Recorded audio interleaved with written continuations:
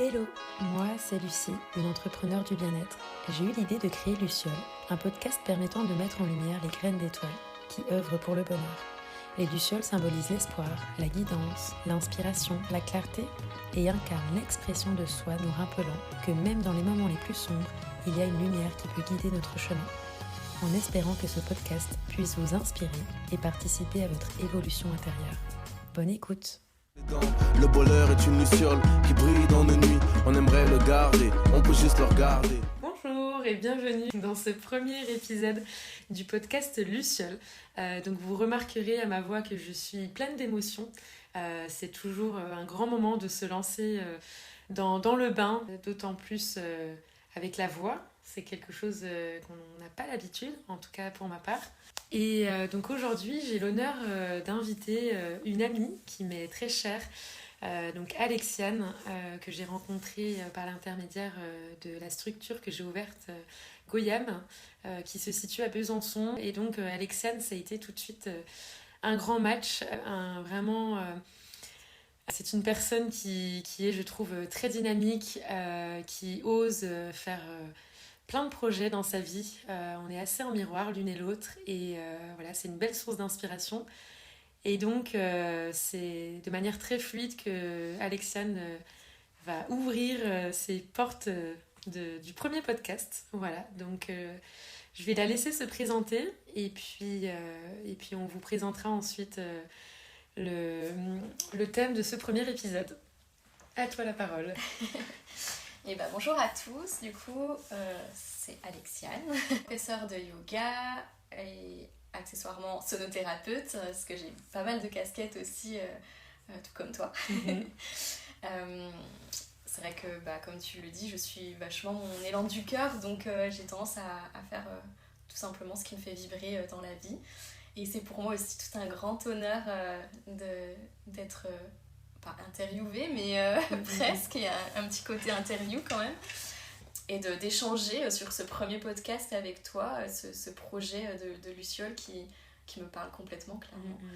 Et vraiment, comme tu dis, ça a été tellement un match aussi dans nos premières rencontres, que pour moi c'était complètement naturel aussi de venir partager avec toi cette folle expérience, j'ai envie de dire. Oui.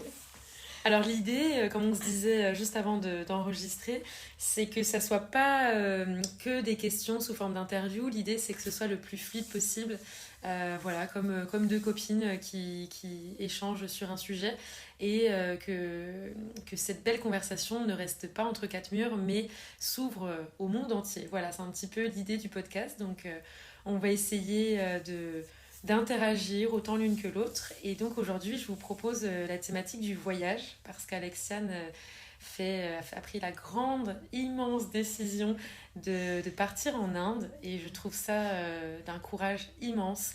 Je l'admire énormément, et donc j'aimerais par le biais de mes questions comprendre le processus de comment, où, pourquoi cette décision, cette grande décision.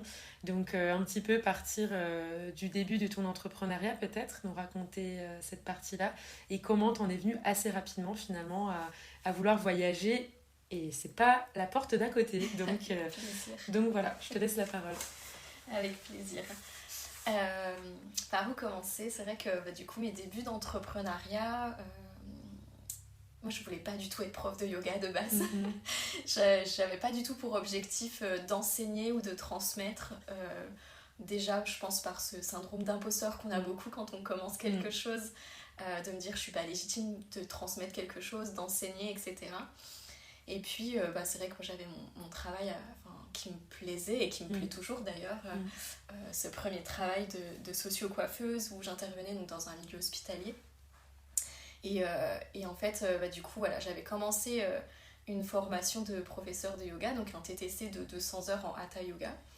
Et donc cette formation se faisait une grosse partie en ligne, et il y avait du présentiel normalement en Inde. Donc je devais déjà partir en Inde normalement, j'avais déjà ce projet de voyage qui était là depuis un petit moment quand même. Et en fait, Covid. Ouais. Tout simplement. Je pense que ça parlera beaucoup. Oui. On s'est tous retrouvés un peu bloqués dans ce truc, et c'est vrai que pour le coup, mon entreprise du coup de socio-coiffeuse ne pouvait plus intervenir en milieu hospitalier parce que c'était fermé aux personnes extérieures du coup, donc pas au personnel hospitalier. Et donc du coup je me suis retrouvée chez moi à bosser ma formation à fond et j'ai commencé à proposer des cours de yoga à des copines. Bon, alors, il y en a qui faisaient les yoga apéros, des apéros visio, il y a eu plein de fonctionnements avec le visio qui a explosé clairement. Et du coup je me suis dit bon allez, ça nous permet de voir un peu du monde et j'ai commencé à donner des cours comme ça. Voilà. Donc c'était pas du tout voulu. D'accord. Mais finalement, de fil en aiguille, une personne, puis 15 personnes en visio, puis 30. Et puis après, ça a réouvert au niveau des studios. Des copines qui avaient des studios et des salles de sport m'ont proposé de venir enseigner. Et puis je me suis dit, bon, de toute façon, je peux toujours pas revenir en milieu hospitalier parce que c'était encore bloqué pour ma part. Ça s'est débloqué très tard au personnel extérieur. Donc je me suis dit, en fait, c'est peut-être le moment de changer de voie. Et ça s'ouvre à toi naturellement. Et on en parlait tout à l'heure, quand ça vient à toi, entre guillemets, du ciel, c'est qu'il faut suivre, exactement, c'est que c'est ces poussières. Voilà. Exactement. Voilà comment j'en suis arrivée là. Super, très bien. Et donc, petit à petit, tu avais ce projet déjà en tête de partir en Inde, c'était... Ouais, exactement. C'est quelque chose qui m'a toujours... appelé, je pense, d'une certaine manière. Et... Je sais pas comment expliquer ça parce que vraiment depuis toute petite l'Inde c'est quelque chose que je trouve de magique, même dans les dessins animés ou dans... Enfin, j'ai toujours été très attirée par l'Inde pour le coup, mais par tout pays étranger en fait. Je pense que l'ailleurs m'appelait énormément. Non pas que j'aime pas ma vie ici parce que j'ai ma famille, il y a plein de choses, la grisaille de notre ville est pas toujours très cool, mais elle a son charme et voilà. Mais j'ai toujours été appelée par l'ailleurs et ça a toujours été un sentiment un peu inexplicable pour le coup. Et t'as eu la chance de voyager beaucoup étant petite ou au contraire t'as pas beaucoup voyagé donc C'est une bonne question. J'ai pas pu voyager beaucoup, j'aurais aimé je pense. Mon papa voyageait beaucoup, il faisait toujours un gros voyage par an et puis il voyageait énormément en dehors de ça. Mes grands-parents aussi, ma grand-mère maternelle a bougé aussi un peu dans sa vie. Mais moi j'ai été beaucoup malade quand j'étais petite et j'ai passé quasiment toute mon enfance à l'hôpital. Donc forcément avec les traitements, la chimiothérapie, tout ça c'était impossible en fait de voyager au niveau des bactéries, au niveau des vaccins. Ils te le disent clairement, c'était pas possible quoi. Donc du coup ma famille généralement bougeait, mais moi je restais ici et voilà quoi. Donc non, j'ai pas beaucoup voyagé quand j'étais petite. Une sorte de frustration de... Je pense ça devait être difficile. Puis du coup, peut-être que tu t'es dit quand je pourrais le faire, j'irai. Clairement, je pense que c'est une revanche sur la vie. Eh bien, ça me donne des frissons. Ça, je pense que je le répéterai souvent au cours des podcasts. C'est un signe qu'on est aligné et que c'est juste. Connecté. Voilà, c'est ça. Merci de te livrer aussi de manière si personnelle aussi, parce que c'est vrai que pour l'instant, on sera peut-être écouté par nos meilleurs amis et puis peut-être que ça grandira par la suite. Donc merci pour cette transparence. Avec plaisir. Et c'est vrai que pour ça, je peux rebondir là-dessus. Je trouve que c'est important justement peut-être d'accepter aussi ou d'accueillir sa vulnérabilité et de juste en fait dire les choses telles qu'elles sont. Et pour ma part, j'ai vraiment rien à cacher dans ma vie. Et je suis complètement transparente même quand je partage des choses, que ce soit sur les réseaux, dans mon quotidien, avec mes élèves, avec... d'autres professeurs, etc.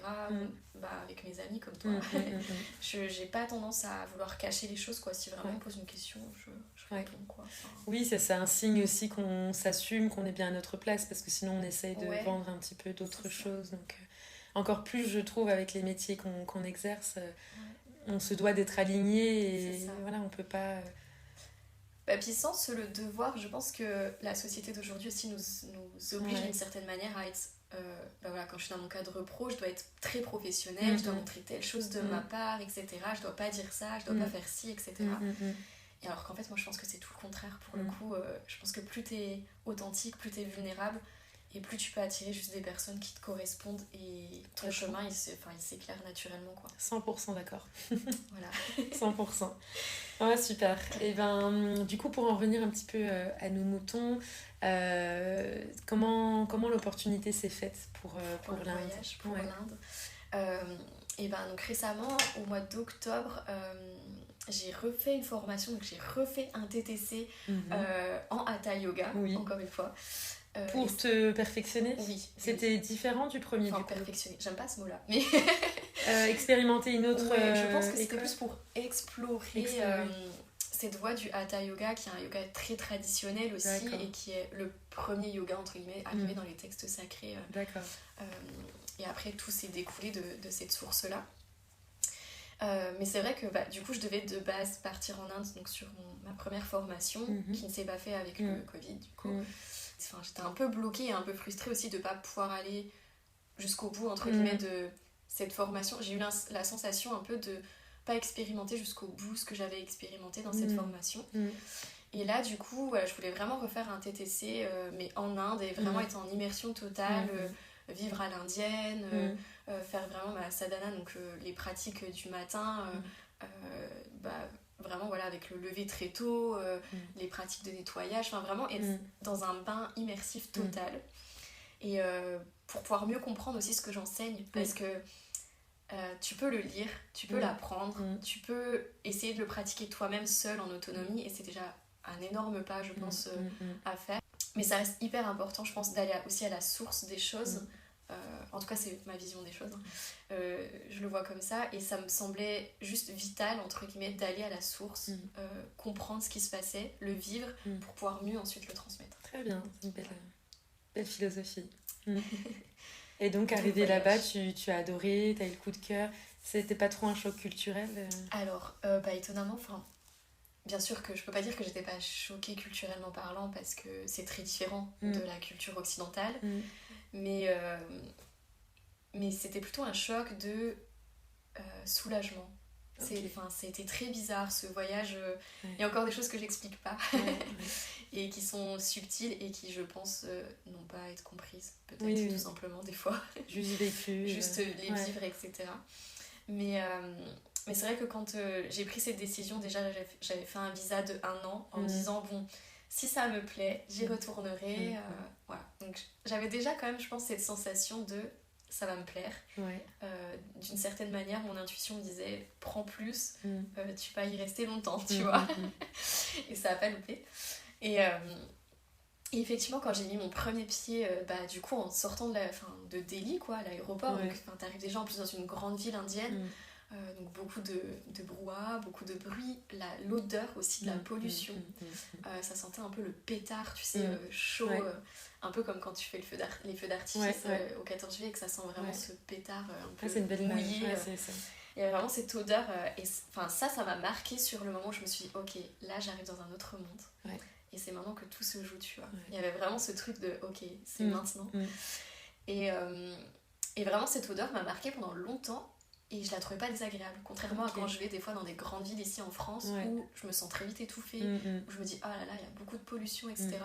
Là j'étais vraiment dans ce nouveau souffle, entre guillemets, de vie, je pense. Et du coup j'arrivais à l'accueillir différemment. D'accord.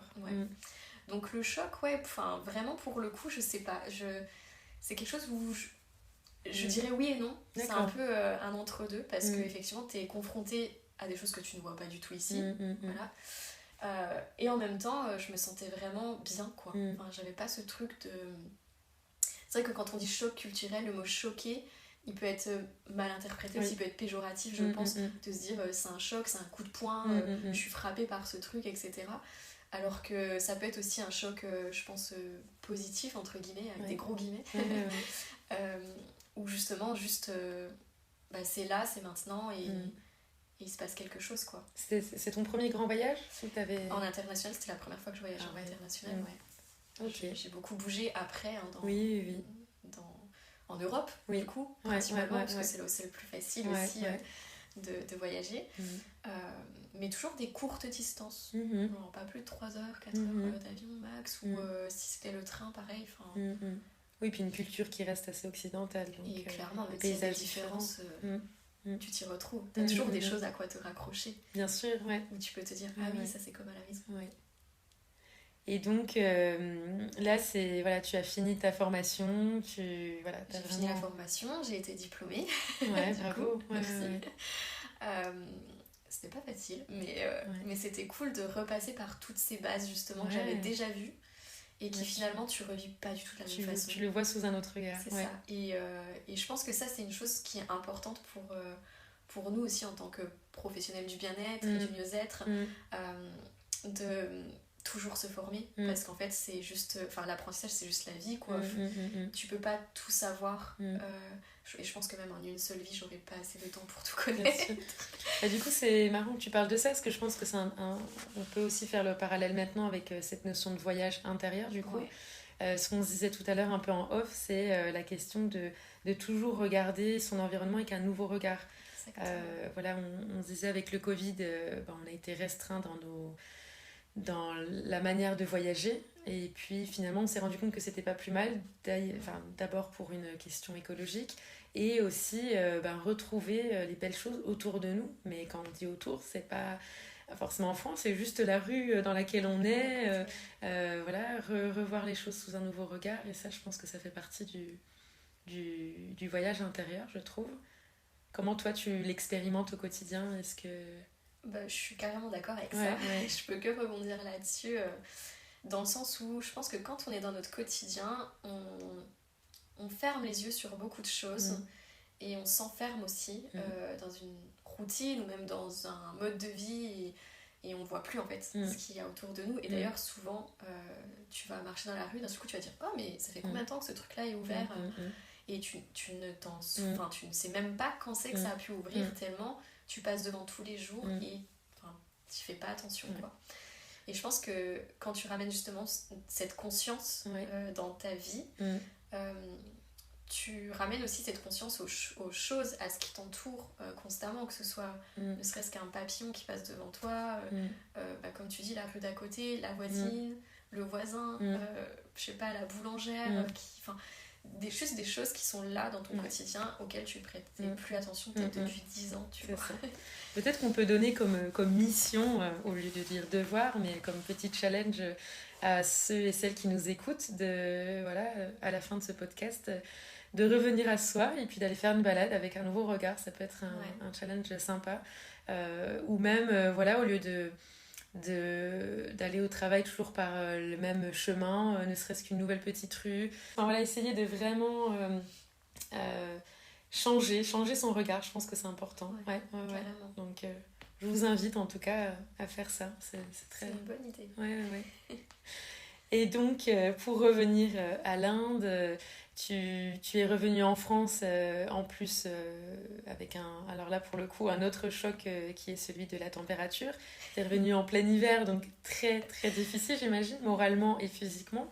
Et c'est là que tu t'es dit comme un déclic, ça y est j'y retourne. C'était un petit peu ça l'idée, ou ça a mûri et puis... Je pense que je l'avais avant de revenir, ça. Ouais. Alors déjà je pense que je vais rebondir sur ça, c'est que il n'y a pas besoin de partir loin justement pour voyager. Moi effectivement mon cheminement fait que à l'heure d'aujourd'hui j'ai besoin de partir en Inde et j'ai besoin de voyager là-bas, parce qu'il y a quelque chose qui s'est passé et j'ai besoin d'approfondir ce qui s'est passé et de suivre en tout cas cette route pour l'instant. Mais je pense que c'est important de le rappeler, et même aux professeurs de yoga aussi de le rappeler, qu'on peut être très bon entre guillemets dans ce qu'on fait. J'aime pas dire ça un bon ou mauvais, parce que c'est encore quelque chose de très... il y a une part de très dualité là-dedans, et j'aime pas ça. Mais c'est vrai que beaucoup ont tendance à se dire si je suis pas partie en Inde, je suis pas légitime, je peux pas enseigner le yoga, je peux pas faire ci, etc. Or vraiment pour le coup ça changera rien, pour ma part, pour l'avoir vécu, c'est pas ça qui fait que je me sens plus légitime, le fait d'être partie ou non. En revanche par contre les connaissances intérieures justement au niveau du voyage intérieur que tu peux traverser lors de ce voyage là, ou lors de juste une formation, qu'elle soit ici en France à 30 minutes de chez toi ou autre, ça c'est juste énorme en fait. C'est le cheminement personnel qui importe de tout ce qui va se passer dans ta formation, bien plus que où est-ce que tu vas aller te former, quoi. Et t'as vu une différence dans ta manière d'enseigner par rapport au mois de septembre par exemple, et puis tu fais des nouvelles pratiques, mais ça je crois que j'en vois tous les jours en fait, pour le coup étant donné que j'ai vraiment cette soif aussi de connaissances, et ça je pense que je l'ai depuis toujours, c'est le côté intello, tu sais, où j'ai besoin de lire, j'ai besoin d'apprendre, j'ai besoin de rechercher, d'investiguer toujours plus, mais vraiment d'un point de vue personnel en plus, c'est vraiment pas pour transmettre, c'est plutôt pour moi, pour mes propres connaissances de base. Et au final, après je le partage bien sûr parce que j'aime cette énergie de partage, mais effectivement, je pense que c'est tous les jours. Il suffit juste que je lise le bouquin d'un truc ou que je vois un truc sur Instagram et c'est bon pour moi, j'évolue toujours. Ouais, c'est chouette. Il y a toujours une évolution. Et même quand on se sent stagné, on est toujours en évolution. Oui, bien sûr. Moi, j'aime bien l'image de tout simplement de la nature où des fois on sème, on récolte, c'est très bateau. Exactement. Mais voilà, il y a des fois, il faut accepter comme les saisons qui changent, il faut vraiment accepter le fait de pouvoir se reposer. Des fois, il se passe rien dans nos vies, mais finalement, ça bouge à l'intérieur. Et puis, des fois, ça explose. Donc, on accueille. Je crois que dans le calme, justement, tu peux accueillir tellement de mouvements. C'est là où il se passe le plus de choses, souvent. Donc, c'est important. On le fait aussi. peu, je trouve, avec nos vies à 100 à l'heure, avec justement les réseaux sociaux, la présence constante des téléphones, des séries, de la surinformation. Et c'est vrai que c'est ce qu'on enseigne aussi dans nos pratiques, c'est le retour à soi, le retour au calme et le fait de voyager aussi sur place. Alors clair. Voilà, juste avec le pouvoir de la méditation, je trouve, d'arriver dans des autres états de conscience qui peuvent être... plus subtils, mais qui sont là et qui te permettent de plonger en toi dans un beau voyage, souvent. Ouais, moi j'ai eu la chance de partir en Australie, donc un voyage qui est... des plus loin, qui est très envié. On se dit, waouh, l'Australie, c'est forcément génialissime. Alors oui, j'ai beaucoup aimé, mais pour autant, j'avais avec moi tous les problèmes du quotidien. Donc j'étais là-bas physiquement, mais pas du tout dans ma tête. Et j'ai fait l'expérience récemment de voyager un petit peu moins pour des raisons personnelles. Le fait que j'ai un enfant... je suis moins amenée à aller loin à l'étranger. Par contre, à l'intérieur, mais waouh, je me redécouvre à travers l'art, à travers le dessin, à travers la danse. Et voilà, il n'y a pas besoin d'aller loin. C'est déjà des beaux voyages. Ah oui, ouais. Donc, c'est important d'y repenser. Ouais. Donc, une autre petite mission, c'est d'essayer de méditer à la fin de ce podcast. Et puis, prendre le temps pour soi, tout simplement, d'accueillir le calme. C'est ça, de voyager dans le silence ou dans le calme, ça peut être intéressant aussi à mettre en place. Et puis c'est souvent dans le néant, dans le vide que, comme tu dis, il y a beaucoup de choses qui apparaissent. Moi, c'est vrai que cette idée de podcast, il est venu, c'est bien qu'on en parle là maintenant vu que c'est le premier épisode. Donc je le disais, c'était lors d'un voyage sonore, un bain sonore avec un ami, donc il faisait les bols tibétains. J'étais en état de tranquillité, de sérénité intérieure. Et puis, je suis partie dans une micro-sieste, comme je le fais très régulièrement. Je m'endors très, très facilement. Et d'un coup, je me suis réveillée avec cette idée, comme si, comme on s'était dit, ça tombe du ciel, c'est venu, ça m'a traversée. Le mot podcast, et ça y est, c'était le moment. Donc, il peut se passer beaucoup de choses dans le vide. Moi, c'est vrai que je parle pour moi, mais c'est quelque chose qu'on repousse souvent parce que ça fait peur. Parce que c'est là aussi où peuvent renaître beaucoup d'obscurité. Ça fait lien aussi avec le nom du podcast, Luciole. C'est vrai que c'est ce petit espoir, cette petite lumière, cette petite étoile qui vient réveiller en nous nos plus beaux secrets et talents. Et voilà, cette luciole ne peut pas exister sans l'obscurité. Et donc cette obscurité, moi, je le mets beaucoup aussi en lien avec le vide, avec le néant, avec le rien. Et voilà, c'est un peu ce côté yin et yang. De toute façon, c'est complémentaire. Tu ne vas pas l'un sans l'autre. Voilà. On parlait tout à l'heure de dualité, mais au final, c'est plutôt la complémentarité des choses. Complètement. Et l'un ne va pas sans l'autre, je pense. J'ai entendu l'Inde au lieu de l'un.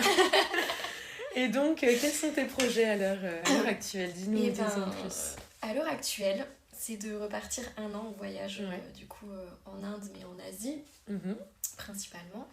de continuer justement ce voyage intérieur qui m'appelle là-bas. Alors on va savoir pourquoi là-bas, pour l'instant j'ai pas les réponses. Alors tu parles d'Asie, donc l'idée c'est de t'installer en Inde mais d'être ouverte à voyager en Asie. En fait, avec le visa de 1 an pour l'Inde, tu as le droit qu'à 180 jours sur le territoire indien. Et par tranche de 3 mois à chaque fois. Donc au bout de 3 mois, tu es obligé de faire un vol de sortie. D'accord. Ou de sortir en tout cas du territoire si tu prends pas l'avion d'un point de vue écologique, que tu prends le train, le bus ou quoi que ce soit, peu importe. Tu es obligé de repasser par la douane et de montrer justement un billet de sortie. Donc j'ai pour projet plutôt de bouger autour en tout cas de l'Inde, donc peut-être le Népal, la Thaïlande. J'ai eu des propositions aussi pour Bali, donc à voir si ça se fait ou pas. On va parler du Sri Lanka aussi. Enfin voilà, j'essaie de pas trop m'éparpiller pour l'instant parce que j'ai pas de trame de voyage. Mais encore une fois, je sais que j'irai là où ça devra se faire et voilà, je suis dans ce truc-là. Mais voilà, d'où l'Asie de manière un peu plus globale parce que je serais obligée de sortir en fait. Je pourrais pas rester 1 an non-stop en Inde, même si j'adorerais, parce qu'il y a déjà beaucoup à voir en Inde. Donc c'est vraiment du feeling, c'est sac à dos et tu vas là Exactement, je pars avec mon sac et on verra. Après j'ai quand même déjà des projets aussi professionnels. Mon visa c'est un visa pro du coup que j'ai fait là. Et donc du coup voilà, par exemple j'organise une retraite en Inde qui fonctionne très très bien. Qui fonctionne très bien. Je suis assez étonnée d'ailleurs. On est toujours étonnée quand on met nos projets et que ça prend. Encore une fois, c'est bien, mais c'est que ça devait se faire. Exact. Et c'est vrai que tout s'est tellement fait de manière fluide, encore une fois, pour cette retraite que ça ne pouvait que, entre guillemets, fonctionner, j'ai envie de dire. Je me permets de rebondir là-dessus parce que moi j'ai eu une opportunité donc avec le Maroc et en 1 mois et demi ça s'est fait mais de manière c'était tellement magique en fait, c'est vraiment ce terme. Il y en a beaucoup qui auraient dit non c'est trop peu de temps pour organiser, il y avait des problèmes de passeport, il y avait plein de choses concrètes et au final non, ça devait se faire donc ça a été extrêmement mais ça ne t'a pas empêché d'être étonnée de voir que ça marchait aussi. Oui, il y a toujours... moi, en fait, quand je me suis dit je vais aller au Maroc, je me suis dit, au pire, j'irai en vacances toute seule. S'il y a 2-3 personnes, tant mieux, c'est du plus. Et puis, en fait, il y a ce côté, ok, bon, on prend les choses au sérieux. Et...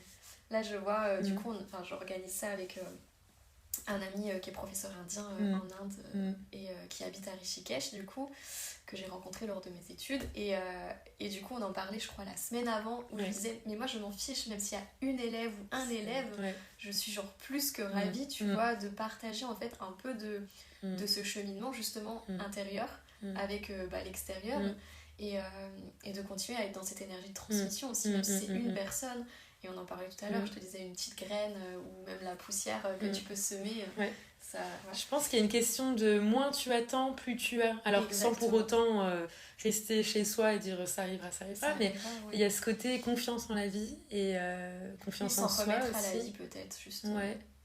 Et c'est vrai qu'on l'a répété plusieurs fois depuis le début, c'est ce qui doit se faire se fera. Quand c'est là, ce podcast... ça aurait pu arriver dans 3 ans, ça aurait pu ça arriver là tout de suite, c'est que ça devait se faire. Là j'ai l'opportunité de te poser des questions avant ton voyage, je trouve ça super, peut-être qu'on en fera un d'ailleurs après, à ton retour, je le souhaite pour voir un petit peu l'avant et après. Et c'est ce côté accueillir aussi l'abondance, il y a un lien aussi avec l'accueil de... juste s'ouvrir, je pense, à ce que l'univers peut nous proposer sur notre chemin, tout simplement. Donc, s'ouvrir au champ des possibles. Ayant confiance. Et oui, si ça se fait, ça se fait. Et ça se fait plus tard, ça se fait plus tard. De pas forcer les choses aussi. Exactement. De pas forcer, je pense. Non, c'est chouette. Très, très bien. Très, très bien. On a plutôt fait le tour de la question.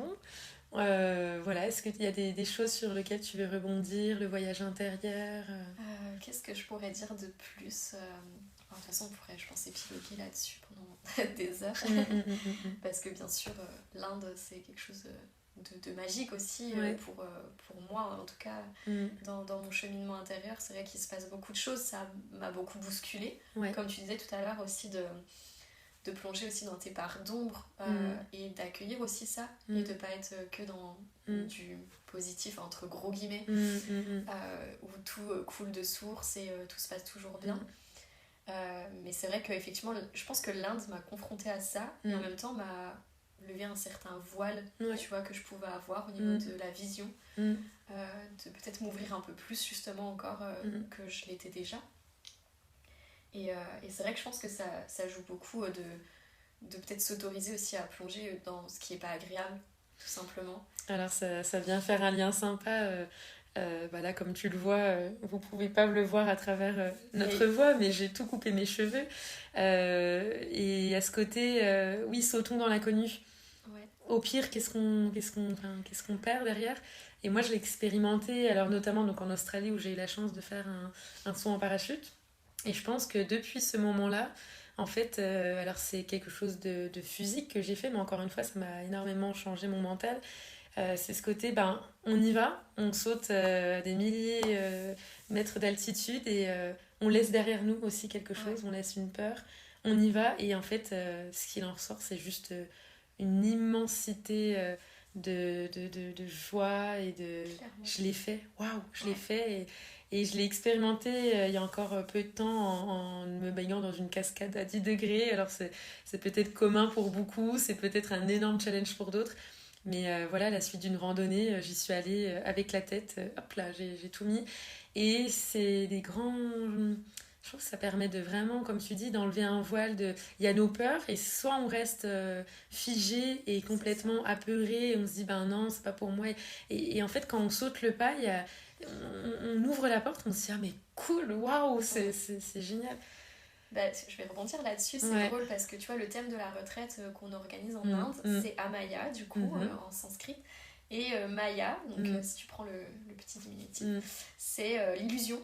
C'est le fait de retirer le voile d'illusion dans lequel on baigne en fait constamment. On est vraiment dans un grand bain d'illusion depuis notre enfance et on se construit avec les croyances de nos parents, avec ce qu'on nous inculque, ce qu'on nous transmet, ce qu'on nous transmet à l'école, tout, on se construit autour de cette petite bulle d'environnement, on va dire.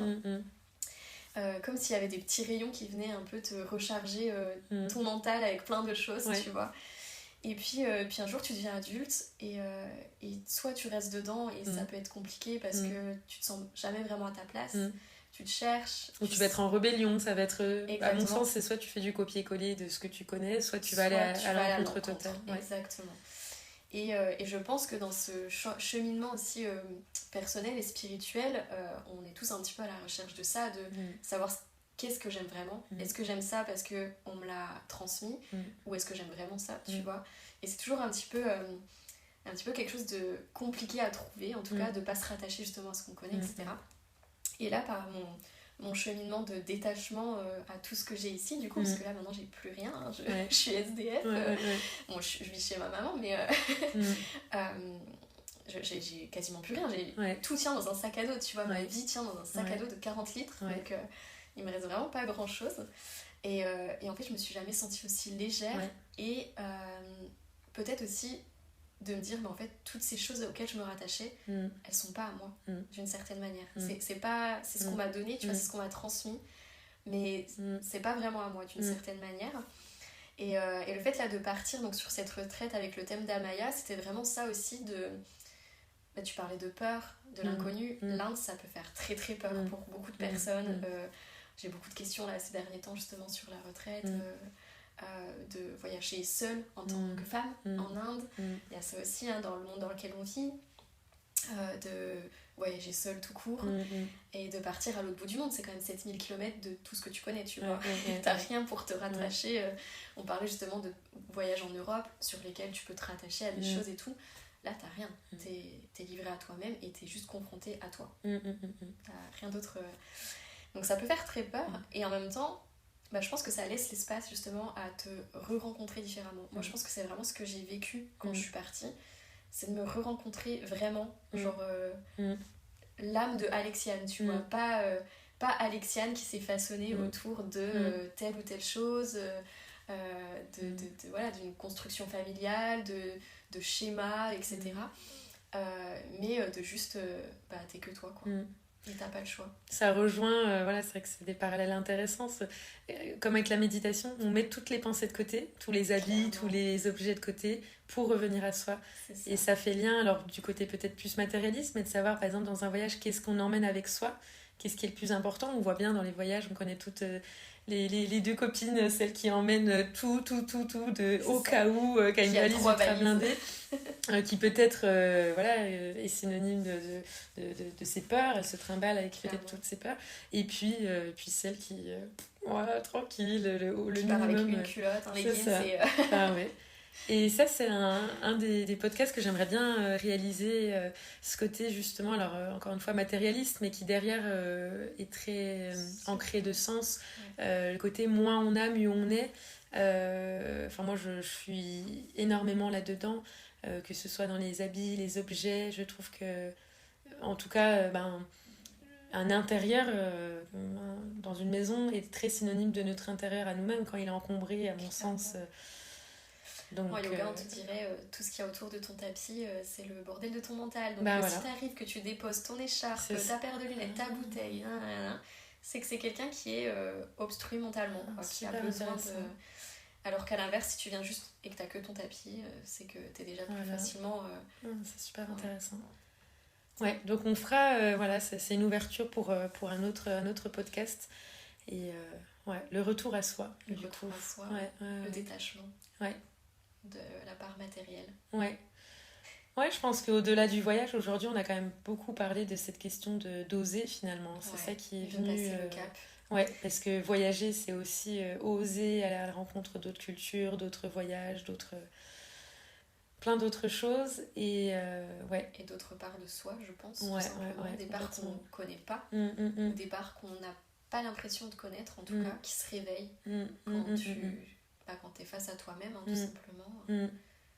Je pense qu'à travers nos deux vies, je pense qu'on peut que inciter à oser, vraiment, oser sauter le pas. Ouais. Mais déjà, ne serait-ce que de partir en week-end seul, c'est déjà un grand cap. Et qu'est-ce que ça fait du bien. Qu'est-ce que ça fait du bien, c'est clair. Mais n'importe où, finalement, que vous nous écoutiez depuis Paris, Besançon, n'importe où dans la France ou dans le monde, aller... Ne serait-ce que d'aller boire son café ou sa tisane dans un café seul. On voit les choses différemment. Et ça aide énormément, je pense. C'est très puissant. De faire des choses seul. Bon, c'est cool. Merci. Merci de ton temps, de ton énergie, de ton partage. Et puis, on te souhaite tout le meilleur pour le reste de ce beau voyage. J'espère que Je suis pas sûre que tu reviendras finalement. Je pense que c'est le début d'une... On se fera un podcast à distance. Exactement. Mais je pense aussi qu'il y a cette question, une fois qu'on goûte au voyage, c'est un peu comme les tatouages, je pense que... Mais je t'écouterai depuis 7000 km. Exactement, tu feras découvrir le ciel en Inde. En tout cas, tout le meilleur, du fond du cœur. Énormément, et tout pareil pour toi. Je peux que te souhaiter aussi que cette luciole, justement, t'éclaire aussi ton chemin. Que ce soit par le podcast ou par tout ce que tu entreprends aussi. Super, En tout cas, merci à vous qui nous écoutez. Exactement. Ça fait bizarre, mais merci pour ce moment assez intimiste. Et puis on est plutôt contente pour ce premier podcast. Je trouve que ça a été très fluide. Nous qui avions peur de pas trop savoir comment faire, j'ai trouvé que c'était plutôt sympa. Donc on espère que ça vous plaira. Voilà. Et encore merci pour tout ce partage. De rien. Et bien, belle écoute. Et puis, comme on s'est dit tout à l'heure, on ne vous force pas à partager ni à liker. On a envie d'être un petit peu en dehors de ce système-là, même si effectivement ça aide à faire connaître le podcast. Juste à faire les choses avec l'élan du cœur, comme bon vous semble. Si cet échange vous a parlé et qu'il puisse parler à d'autres personnes, partagez-le de manière naturelle, mais on ne vous force à rien. Voilà. Donc, au plaisir, et puis merci à toutes et à tous. Si vous aussi, vous souhaitez que votre parole soit mise en lumière, n'hésitez pas à m'écrire un message. Luciole, la lumière dans l'obscurité.